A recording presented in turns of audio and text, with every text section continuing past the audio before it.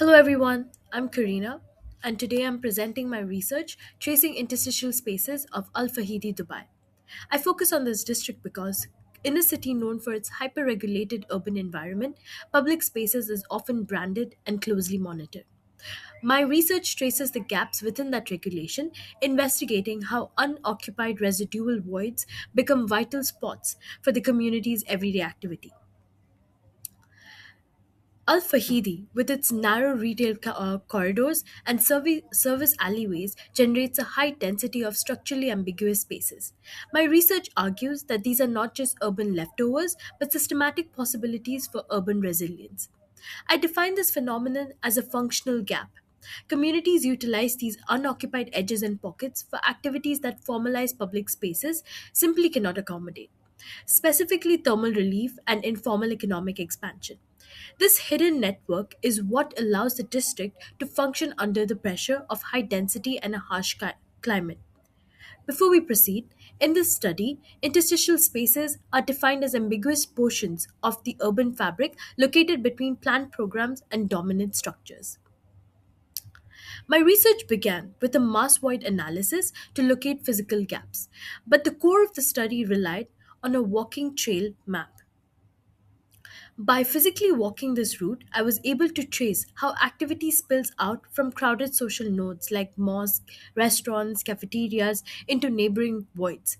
This trail allowed me to identify 17 specific sites where the adaptive pressure of the community is at its peak. I set out to answer three core questions. First, how can interstitial spaces in Al Fahidi's commercial fabric be defined and traced through their spatial emergence? What recurring typologies can be identified with these spaces, and how do they link geometry to adaptive practices? And third, how do these typologies contribute to resilience in a hyperregulated urban environment like Dubai? For this research, I applied Christian Silva's 2022 framework for urban interstices.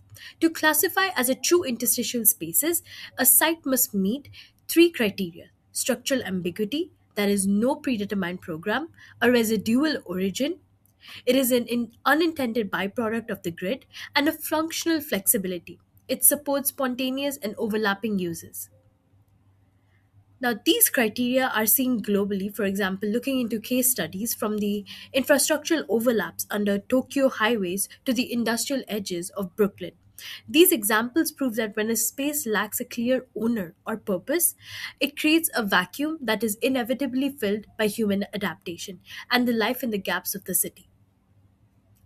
To put Silva's model into practice in the Al Fahidi setting, the research conducts a typological screening of chosen locations. Each entry includes photographic evidence with a descriptive analysis. Sites indicated as match disclose circumstances of ambiguity and adaptation, whereas those marked as no match are limited to their intended function. For example, looking here, applying this filter to my 17 sites, starting with site 1, was a match because users utilized the utility boxes to create seats.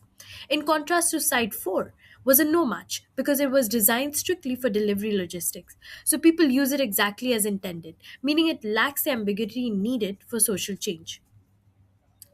Here, we can see site 5 is a match where a dead end alley becomes a thermal lounge.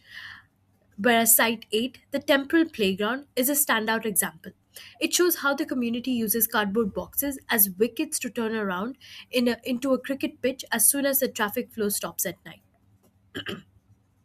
Site 11 matches because the sandy lot hosts both prayer and parking, whereas Site 9, 10, and 12 are excluded. While people use these spots, they do it for ergonomic convenience rather than transforming the space into a new unprogrammed use.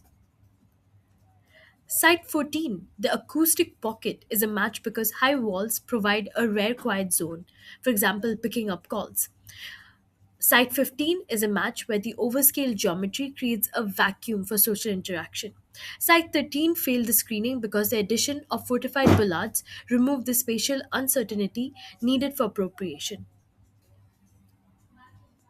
Site 17 was also a no match because it functions like a pipe. People only move through it without stopping. This filtering process left me with 9 definitive true interstitial spaces to categorize and analyze. Moving from theoretical screening, we look into more of a theoretical applying theoretical lenses into the research. For example, using the theory of the production of space. It looks into how space is produced through lived experience. By combining this with Jankale's methods, I was able to record the specific ways people sit, lean, and gather within these gaps. James Gibson's affordance theory is also central to my findings. It is about what an environment offers a person. In Dubai, the most important offer is thermal affordance. If a residual space offers shade and cooling, the community will inevitably claim it. My research suggests we shift our perspective. These are not lost spaces to be filled, but rather loose spaces that allow for diversity. By grouping these sites into typologies, we can see the systematic logic behind how people live and work in these zones. The nine sites now fall into five distinct typologies. So, dead end pockets, commercial spillover, temporal playground, acoustic retreat, and commercial pauses. At Site 11, the sandlot, lived space overrides the conceived space as a dirt lot is reclaimed for prayer. At Site 5, the narrow alley creates a thermal shadow that is so effective it serves as a critical resting spot for workers during the peak heat of the day. Site 2, the setback, illustrates how building setbacks create a space for small vendors. Meanwhile, Site 7 acts as a social valve, where the physical limits of a tiny grocery store forces social activities to spill out and claim the adjacent alleyway. Here we can see for acoustic retreat, Site 14, the Moss Pocket, is a wedge shaped gap that functions as a refuge for private phone calls. And at Site 1, the Utility Plaza, we see the community using the environment by using the utility foundations as seats to make up for the lack of formal benches. Site 8, the cricket intersection, which is commercial spillover, is a prime example of tactile urbanism. It works on a timeshare basis. Cars use it by the day, but the community reclaims the asphalt for sport at night using temporary cardboard wickets. At Site 15, the lack of curbs and formal markers forces a social negotiation between pedestrians and drivers. This transforms a transit route into a destination where social life can actually anchor itself. Now, moving on from the typologies, we look into cross typology analysis and seeing what typologies can emerge from these.